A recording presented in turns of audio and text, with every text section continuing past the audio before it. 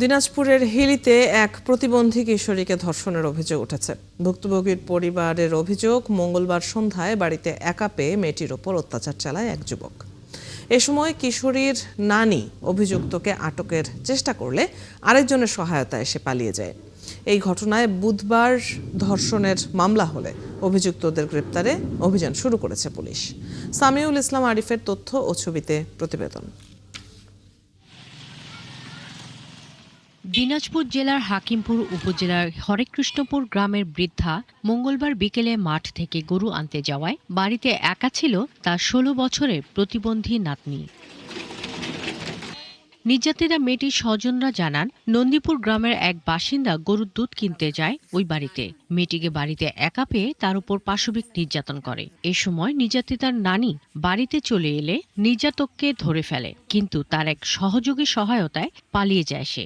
আসে হারা হাতে নতে ধরেছি, নিজেই ধরেছি, ধরে মাথা আমার খারাপ হারা কলার ধরে খালি এক করেছি। আর ওটা যেই চাঙাটা কথা বললি না তোমার সাথে, ওরা আসে, মামি কি হয়েছে মানে এই অবস্থা, কথা ছাড়ে দাও, এই এলাকারে কোনো যাবি না, কোনো যাবা দিব না, হলো ভয় করেন না, পালাবি না। তখন হলো হারা ছাড়ে দিছি। টাকা দিব আজকে সকালে, মানে সবাই, মানে গ্রামের যারা আমি হলো কিছু চাই না, তার শাস্তি চাই। যা ভালো শাস্তি হবে যা তাই করবেন। যদিও পালাতে সহায়তার অভিযোগ অস্বীকার করছেন অভিযুক্ত ওই সহযোগী।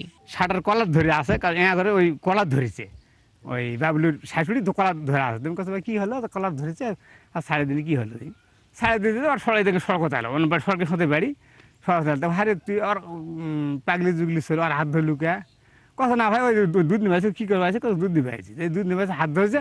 তুমি কত তুই ওর হাত ধরবি গা, শালা তুই গাঁয়ের জামাই, তুই মানিস নেই রে, তুই আর পাগলি জুগলি হাত ধরছে। কয় আমি ফির ২-৩টা চর মারনা চাঙাক, ২টা চর মারার পর ও চলে গেল। এই পর্যন্ত আমার দেখ। এ ঘটনায় বুধবার রাতে হাকিমপুর থানায় ধর্ষণ মামলা দায়ের করেছে ভুক্তভোগীর পরিবার। আসামিকে গ্রেপ্তারে অভিযান চলছে। এই সংক্রান্তে কিছুক্ষণ আগেই তার পরিবারের লোকজন আমাদের কাছে আসছে, তো আমরা তারকে সর্বাত্মক সহযোগিতা করতেছি আইনগতভাবে, এবং মামলা রুজু করা হবে এবং আসামিকে গ্রেপ্তারের জন্য অভিযান অব্যাহত আছে। এদিকে অভিযুক্তকে দ্রুত গ্রেপ্তার ও শাস্তির দাবি জানান এলাকাবাসী। শাকিলা শম্পা, ৭১।